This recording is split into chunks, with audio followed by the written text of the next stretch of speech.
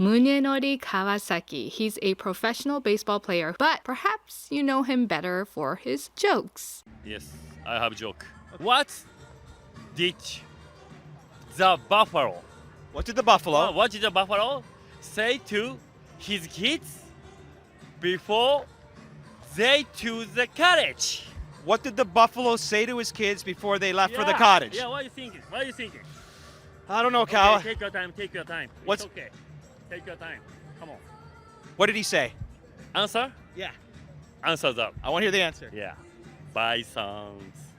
Perhaps you didn't even know who he was until YouTube started to recommend him 6 years later. And now you just cannot get enough of this Kawasaki guy. And you probably clicked on this very video because of that same reason. Comment below if that's the case. Kawasaki is Japanese, and in most of these clips, we'll be analyzing him engaging in Western culture. Number 1, self-deprecation. This really reminds me of Eminem in 8 Miles, where he raps about everything that could possibly be used against him that could be seen as a weak spot, quote unquote, that highlights everything that makes him, quote, not like us, or quote, less than. I know everything he's got to say against me. I am white, I am a f***ing bum. I do live in a trailer with my mom. My boy Future is an Uncle Tom. I do got a dumb friend named Cheddar Bob who shoots himself in his leg with his own gun. I did get jumped by all 6 of you chumps. But the fact that he highlighted this before his rapping opponent, he took away all of the opponent's power of using it against him because he's already fully embraced and acknowledged it. If the opponent repeats it, they'll look ridiculous, and if they say any other weak points that are lesser quote-unquote weak points, it seems insignificant in comparison. Kawasaki doesn't speak English very well, and the running theme of reporters and interviewers centralized on his quote, poor English. Kawasaki could have taken this to heart and, like many Japanese MLB players, tried to not speak as much in an attempt to not embarrass himself or his nation. But instead, Kawasaki flips the script just like Eminem in 8 Miles and fully embraces his broken English. My English isn't good enough, but I'm every day study English. See you tomorrow. Thanks a lot, Mooney. The fans in Toronto love you for learning English. He even started to make it into the theme of his jokes. Nose. Yes! Ear. Yes! Head. Yes! Tongue. Yes! Overemphasizing incorrect words and even capitalizing on this. I'm very happy. I'm fun. I'm exciting. So if you ever thought he was trolling in interviews, yes, he trolls hard. What do you think of the CBC? CBC? Oh, A, B, C, D, E, F, G, CBC? You know CBC? Close. Okay, You're close.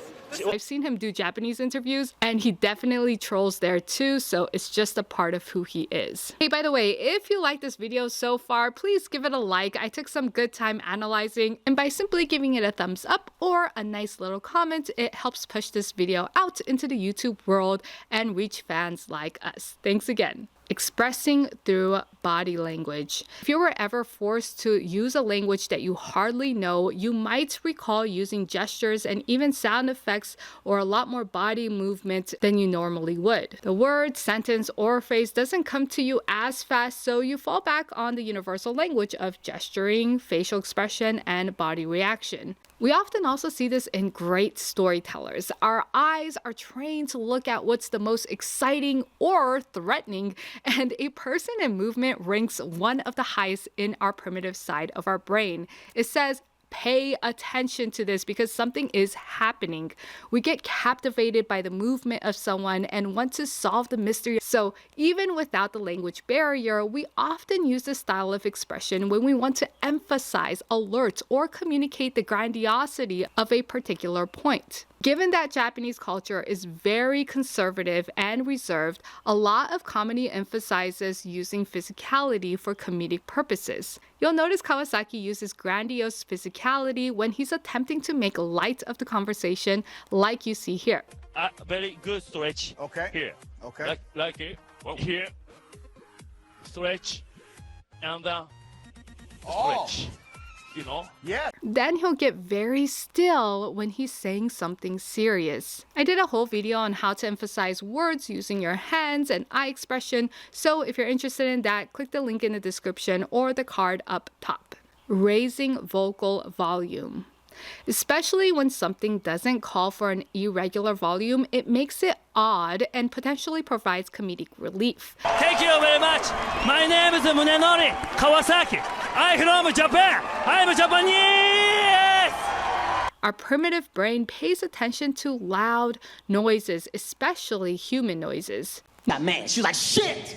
I said, wait, what? What'd you say? She's like, shit! They got Patrick, Dad. You not watching? Note that Kawasaki isn't screaming anything. He's just raising his voice above normal while keeping his pitch relatively the same. My teammate gave me an opportunity, so I wanted to do something about it. This is a key point that makes it alarming to our brain, but not disturbing. A way to do this is to speak from your diaphragm, your stomach area, instead of your chest voice, where we tend to speak with more nasal tones. That way, your tonality can stay consistent while simply increasing volume. Unshakable confidence. By using self-deprecation, expressing through body language, and raising vocal volume, Kawasaki is by default exemplifying confidence. Whether it's because he's confident, he exemplifies this naturally, or he exemplifies this and that brings him confidence, it really doesn't matter. If you ever feel shaky in confidence, let's say when you're performing or presenting an idea, you want to be very conscious about what your body is doing, what your voice is doing, because you can either be confident because you know exactly what you're saying, you know all of the points you're making, or perhaps you're improvising a situation and you don't know exactly what you're talking about. Let's say Kawasaki speaking in English, so you have to rely on confidence outside of that specific skill. What happened? Just clap. Just a cramp? Yeah, just clap. So you told me what can you eat to help you make you feel better? Bananas. Yeah. Why bananas? Monkeys never claps. You know, monkey never clap. Because a monkey every day bananas. 2, So how many did you have today? 3, our 3. Oh yeah. So you no more cramp for you. I need 3 banana because monkey never claps. Perfect. Thank you. Thank you very much. Arigato. It was funny because I kept scrolling through YouTube comments and I can see how people are just admiring how confident Kawasaki is. Kawasaki is very different from the average Japanese person because with the Japanese culture, it's about being perfect at all times, and if you fail, there's shame that comes with it. However, Kawasaki has no shame at all, and he's definitely not afraid to fail. He even said in an interview once, I want Japanese people to have fun and light in baseball because baseball is so serious in Japan. Japan baseball good, but too much serious, you know? Right, Japanese right. guys. I want to change Japanese guys mental, you know? I see. Like American baseball, so happy. Nice. Every day, so have fun. Have fun, that means have fun. Have fun. So Yeah, that's have fun. Japanese, 楽しもう. Enjoy. To him, whether you win or lose, it does not define him as a person. It doesn't define his confidence because his confidence doesn't come from results. It comes from the doing, the journey. And most people who aren't confident, it's because they're too focused on the results and not enough on the day-to-day that they accomplish. And for Kawasaki, it's not about speaking English perfectly, but it's the journey to speaking English that brings him confidence. I try. Okay. I can accept where, but I cannot accept not trying.